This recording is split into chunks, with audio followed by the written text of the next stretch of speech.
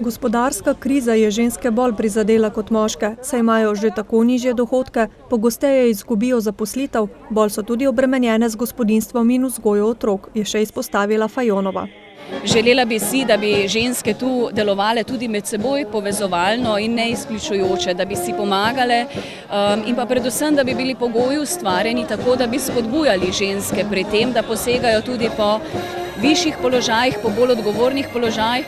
Letos se je obletnica prvega kongresa, na katerem so se ženske med drugim zavzele za volilno pravico, udeležilo okrog 3500 ljudi. Mi moramo poudarjati in ohranjati te vrednote in se pokloniti tem ženskam, ki so nam omogočile boljši položaj, še vedno pa ni enakopraven.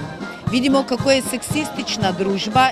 Leta 1943 se je v Dobrniču zbralo 180 predstavnic, danes so žive še 4, včerajšnje slovesnosti pa so se udeležili 2.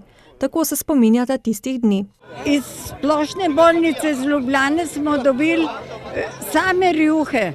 In to smo mi pol z eno samo šiviljo in jaz sem rezala, ona šivala. Če smo bili še mladi, nismo nič vedeli, koga bo. Nič, šele dali smo šele zvedeli. Za ohranjanje spomina na prvi kongres in takratnih vrednot med drugim skrbijo v društvu Dobrnič.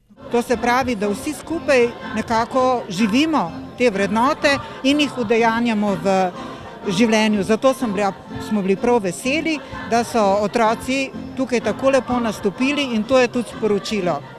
Zgradimo hiše prijateljstva za vse. V okviru dogodka je potekal tudi 12. pohod po kraku Evropske pešpoti, imenovanem Pot Mare Rupena.